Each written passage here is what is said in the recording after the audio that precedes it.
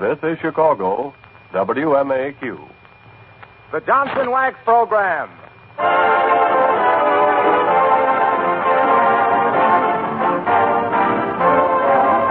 The makers of Johnson's Wax and Johnson's Self-Polishing Glow Coat present Fibber McGee and Molly. Incident number 256, written by Don Quinn, with music by the King's Men and Billy Mills Orchestra. The show opens with Get the Moon Out of Your Eyes.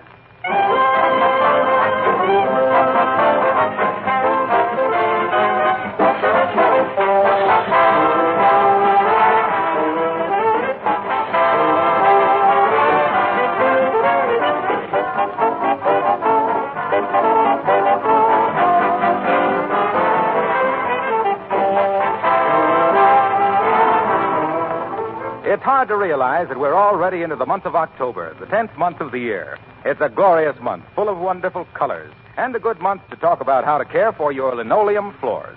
How can you keep the colors of your linoleum bright and sparkling? How can you make the linoleum itself last longer? Well, here's how. With Johnson's Self-Polishing Glow Coat, used with great satisfaction in many thousands of homes from Montreal to Mexico.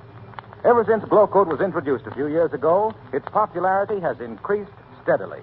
It makes floors gleam with beauty, gives a long-lasting polish that's easy to maintain, protects linoleum and other floor surfaces against wear, does all these things at low cost and with practically no work.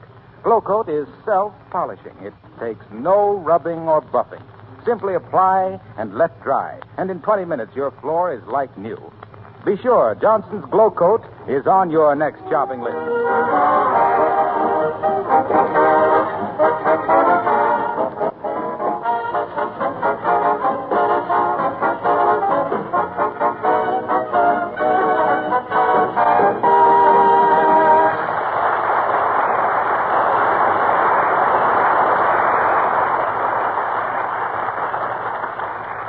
Maybe it's the old Johnson Wax feeling for snappy appearances. Or maybe it's just years of perfect radio timing. Or again, maybe just a coincidence. But just as we opened their show tonight, who should be driving up in front of 79 Wistful Vista, home from their vacation, but Fibber McGee and Molly?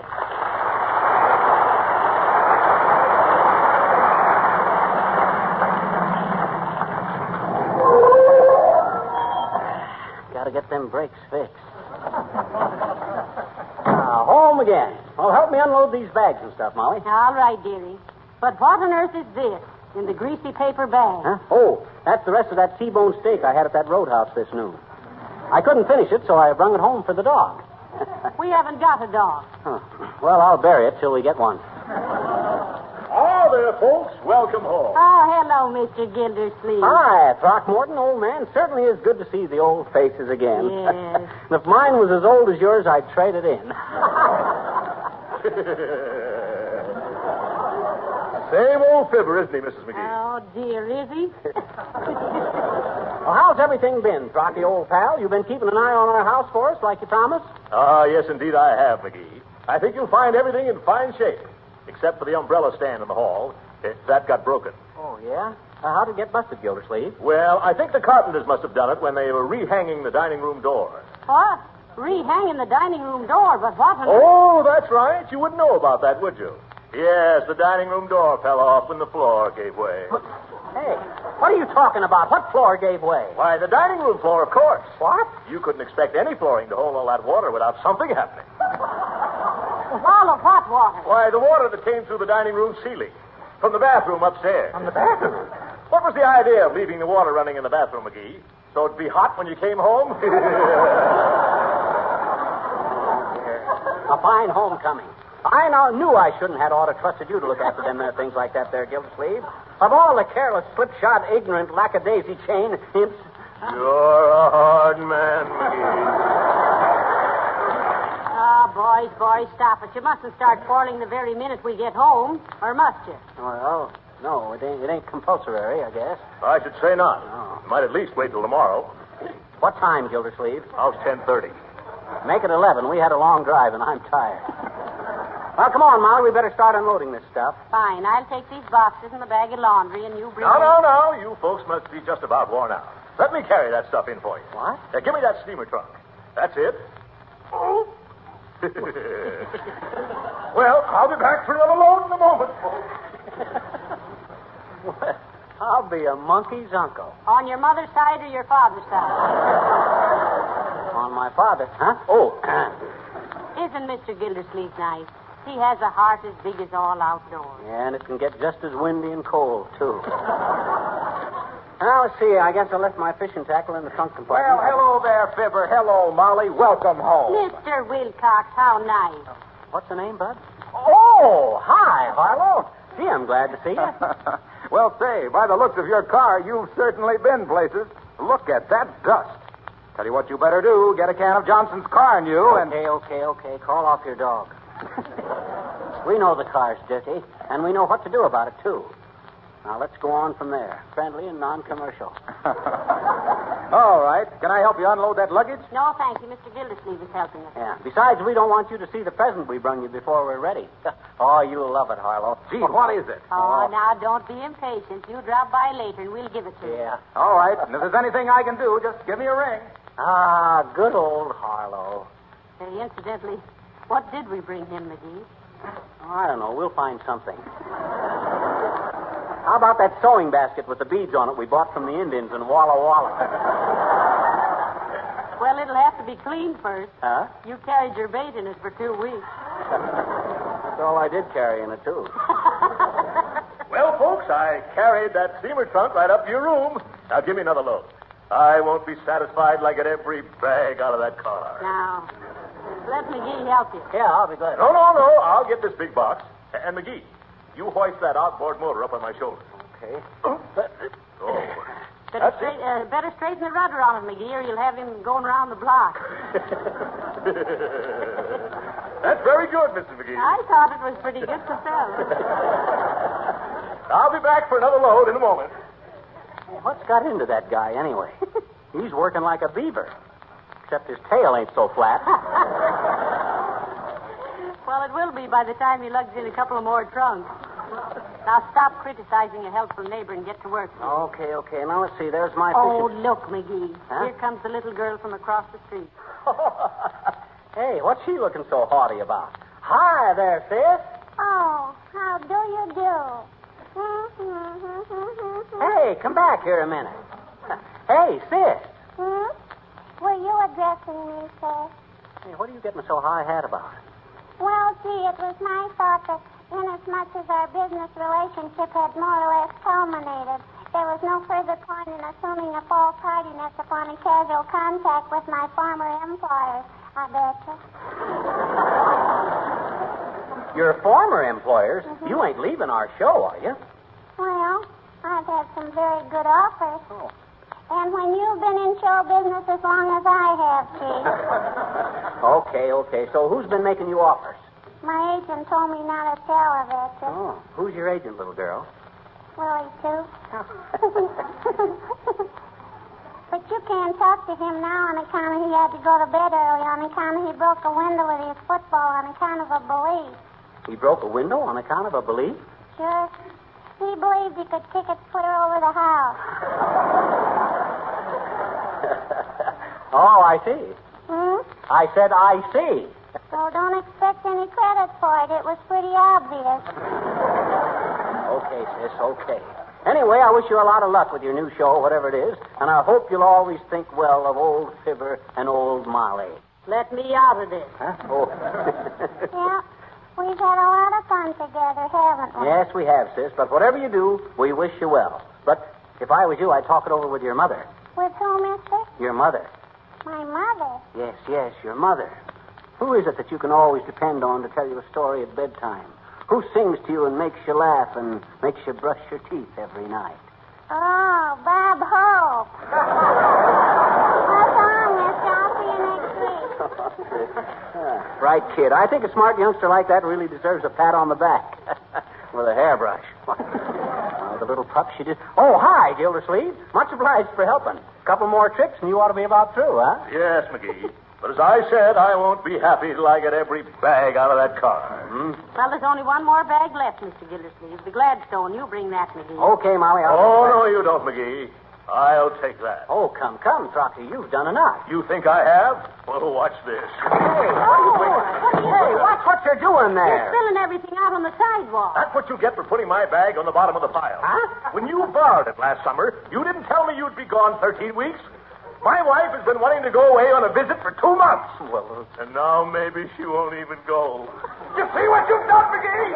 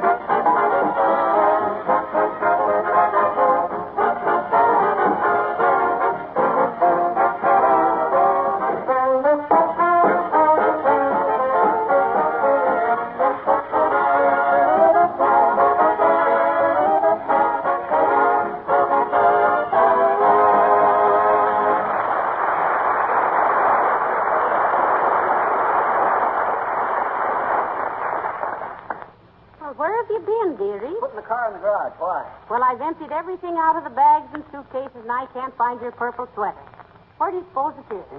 Oh, I remember. It was took by a moose. Anybody that'd take that sweater's no moose. He's an odd fella. No, this is a real moose, honest. Remember the night you spent with your Aunt Hattie up in Winnipeg, and I stayed in the tourist camp? Yeah. Well, when I went to bed that night, here was that moose with his head stuck through the window. Yeah? I didn't know it was a real moose. I thought it was just a moose's head, mounted. Oh. So I hung all my clothes on it. What? Got away with my orange and blue necktie and my green slacks, too. Pretty snappy outfit for a moose. He ought to do all right in the mating season. I sure hated to lose that sweater. Anything else missing? Well, I haven't checked everything yet. Why? Oh, I don't know. I still got the feeling we forgot something fairly important. Well, too. don't worry about it, dearie. It will probably show up sooner or later. Now, let me see. Here's my beach shoes. Come in. Fibber McGee and Molly? Yes? Who's sponsoring you this year? Same people, Bud. Johnson's Wax. Didn't they sponsor you last year? For the last 5 years, in fact. Who are you going to work for the next year, may I ask? Johnson's Wax. For the next 5 years. 10 years with one outfit. And they call this a variety program. It's reprehensible.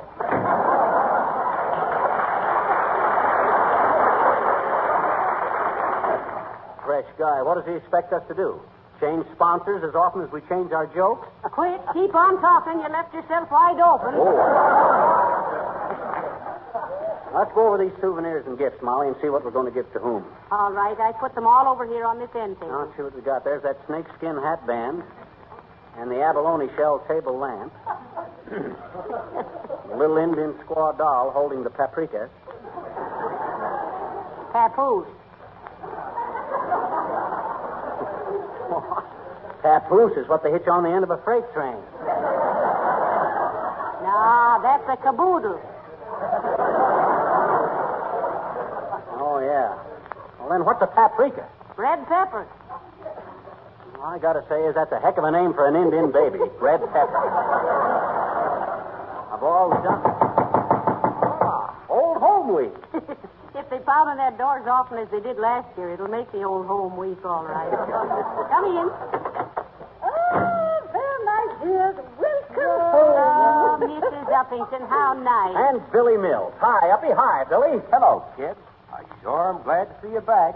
Getting lonesome, Mr. Mills? No. Getting broke, baby.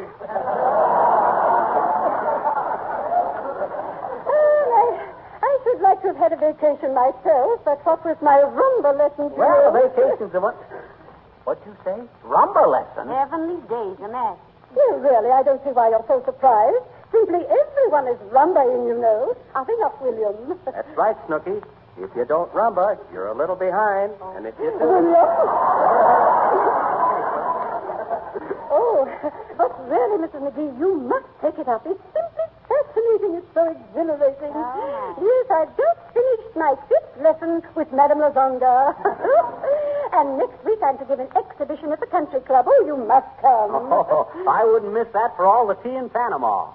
No, you mean China. We can't say China. It's controversial. We'll be there the night you make the exhibition of yourself. I mean, the night you put on the exhibition of it. Somehow I can't picture you as a rumba dancer, Mrs. Uppington. Well, really, and why not, my dear? Oh, I don't know. You always seem more the type to spend an evening with the mazurka. Yeah, mazurka tonight and schottish at sunrise.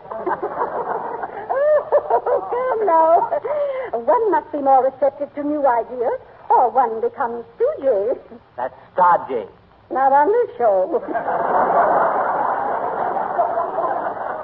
Now, here, let me show you how the rumba is done. William, the piano. Yeah, I saw it. Ain't it a dilly? No. I mean play, William. A rumba. I wish to show Mr. and Mrs. McGee how simple it is. Oh, never mind. And a one, and a two.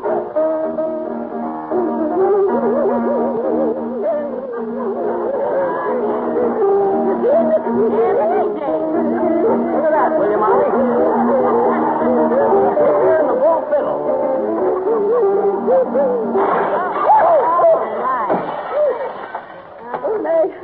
Oh, my, I'm so sorry, Mr. McGee. I didn't realize I was so close to that floor lamp. Really, I'm afraid I stumbled over the wire. You sure tripped the light. Fantastic.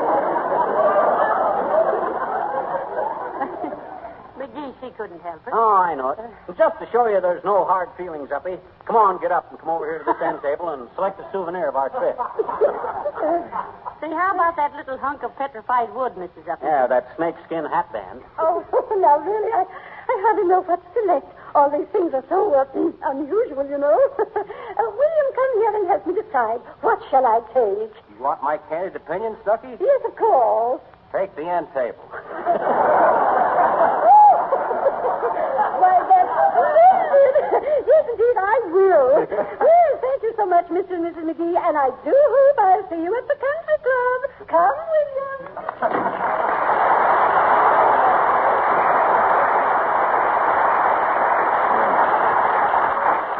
Well, I'm glad I didn't put those things on the piano. I can't get over old Uppy doing that rumba. Mm-hmm. Now what? I got that feeling again. What feeling? That we forgot something. You sure all my fishing tackle was unpacked? Because I'm positive Hey, where's my present? What you mean, where's your present? Is that any way to come busting in here when we ain't hardly unpacked yet? Well, gee whiz, you promised. Let me see it. Come on. Oh, all right, big baby. Here it is. How do you like it, Harlow? What is it? Well, you see, Mr. Wilcox, you put that little flower in your buttonhole, and the bulb has water in it, and when somebody smells of the flower, you squeeze the bulb and squirt him in the eye.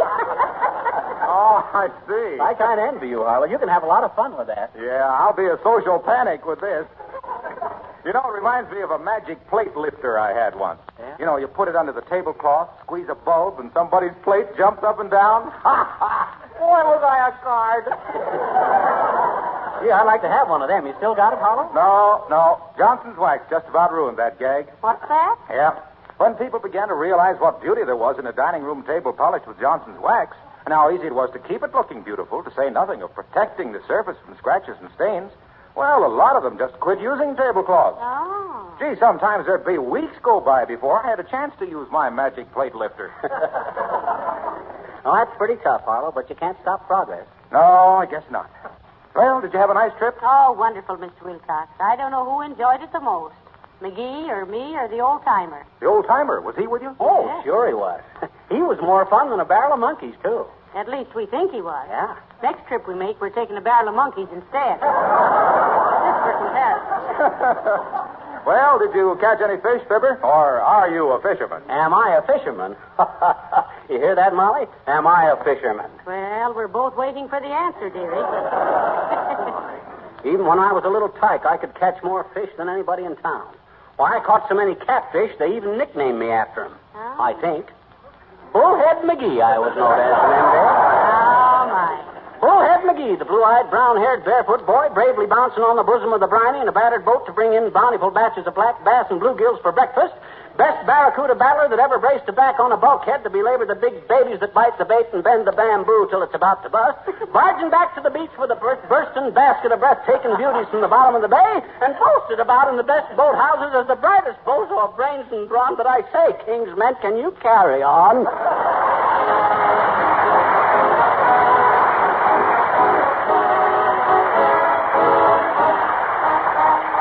The King's men sing The House That Jack Built. This is the house that Jack built. This is the malt. Oh, this is the malt. That lay in the house that Jack built. This is the rat that ate the malt that lay in the house that Jack built. This is the cat that killed the rat that ate the malt that lay in the house that Jack built. This is the dog that worried the cat that killed the rat that ate the malt that lay in the house that Jack built. This is the cow with the crumpled horn that tossed the dog that worried the cat that killed the rat that ate the malt that lay in the house that Jack built. This is the maiden all forlorn, and this is the man all tattered and torn, and this is the priest all shaven and shorn, that married the man to the maiden forlorn.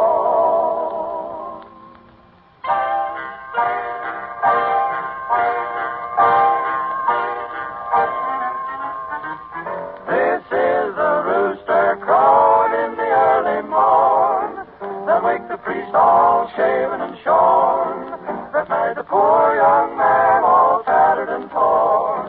The man who kissed the pretty maiden, so forlorn. The maid who milked the cow with the crumpled horn. The cow that tossed the dog that worried the cat that killed the rat that ate the malt in the house that Jack built. Tra-la-la-la-la-la-la-la, tra-la-la-la-la-la-la-la, tra-la-la-la-la-la-la-la, tra-la-la-la-la-la-la-la. This is the farmer sowing his corn that kept the cock that crowed in the morn, that waked the priest all shaven and shorn, that married the man all tattered and torn, that kissed the maiden all forlorn, that milked the cow with a crumpled horn, that tossed the dog that worried the cat that killed the rat that ate the malt that lay in the house that Jack built.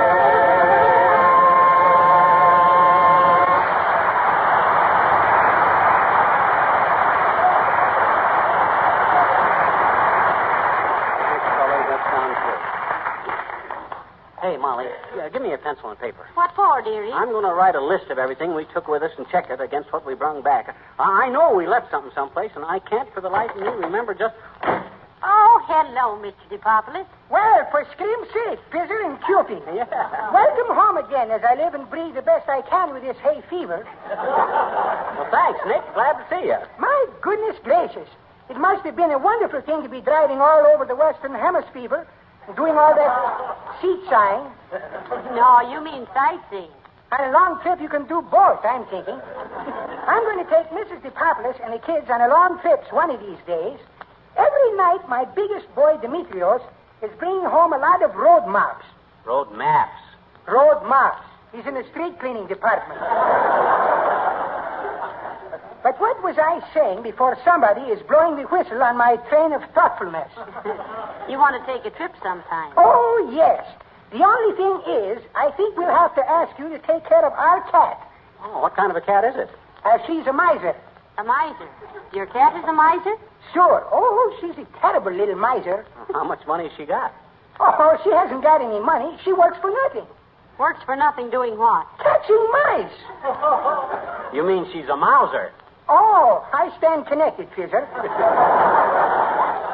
Well, I've got to get home now so I can hear Kay Hauser on the radio. No, that's K. Kaiser. Miser, Mauser, Kaiser, Kaiser. What difference is it making to anybody but a man or a mice? Incidental flaws, Fizzer. Huh? Where were you going on this? For skin's sake. Where were you going on this big vacation of yours? Up in the high Sierras, Mr. DePopulis. And believe me, you get some beautiful panoramas from some of those mountain peaks. Yes, I wouldn't be a bit. You get what? Some beautiful panoramas. Oh! Well, panoramas wouldn't be very appealing to me. Oh. I like the old-fashioned nightshirts. Well, so long, Fizzer and Cupid.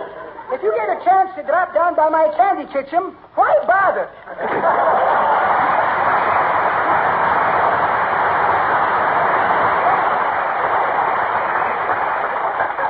You know, I think it would do Mr. DePopulis good to take a motor trip with his family, McGee. Huh? By the way, how many children has he got? How should I know? We've been away all summer. Aunt Janet, I wish I could remember what it was that we forgot. I won't sleep a wink till I remember what that... Oh, now stop worrying, dearie. Whatever it is, it'll show up sooner or later. Well... Say, I better call the grocery and order something for supper. Is the phone working? I don't know. I'll see. Hello, operator? Never mind. I just want... Oh, is that you, Mert? Heavenly day. How's every little thing, Mert? It is, eh? Huh? Your old man. He what? Got shot in the leg. Honest, Mert? Well, my goodness, I don't think getting shot in the leg is anything to laugh at, dearie. No, you don't understand, Molly. He was loading some cartridges and got some shot down his pants leg. Pretty near tickled him to death. What say, Mert? Now what? Oh, she says she's got a long-distance call for us. Okay, Mert, put him on. Hello? Hello? Hello, is that you, Johnny? Oh, hi, old-timer. Where are you talking from? You know darn well where I am, Johnny. Huh? I'm in that filling station in Gold Beach, Oregon, where you drove away and left me. Oh, my gosh, Molly. I knew we forgot something.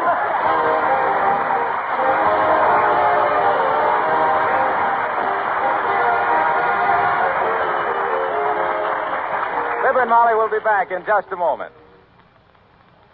I'm very glad to tell you about a wonderful new Johnson product. A new and entirely different kind of enamel called Wax Enamel. If any of you ladies have in mind doing a little redecorating, repainting your woodwork, bathroom, or any pieces of furniture to give them new life and color, then please try Wax Enamel. Why is it different? Well, it actually has wax mixed right in it, so it dries with a beautiful, smooth, lustrous, wax-like finish. And because of this wax right in the enamel, Wax Enamel gives greater protection against scratches and marring and is easier to keep spotless. It took years of research before Johnson chemists perfected Wax Enamel, but it was worth waiting for. It comes in a wide assortment of smart colors selected by a prominent interior decorator. Wax Enamel is economical because a little goes a long way and one coat almost always covers. See Wax Enamel at your hardware, paint, or department store. Remember, it's made by the makers of Johnson's Wax.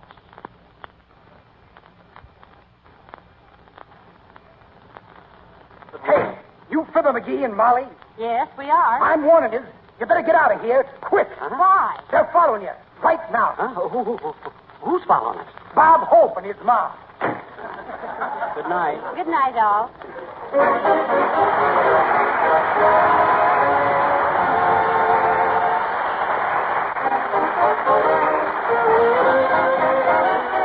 This is Harlow Wilcox, reminding you that when you buy any one of the Johnson Wax products, you'll get your full money's worth in satisfaction. Be sure to ask your dealer for Johnson's self-polishing blow coat for your linoleum, Johnson's Wax for your floors, furniture, and woodwork, and Johnson's Car New for your car. All these superior products are manufactured by S.C. Johnson & Son, Incorporated, Racine, Wisconsin. Well, we hope you'll be with us again next Tuesday night, same time, same station. Good night. This is the National Broadcasting Company.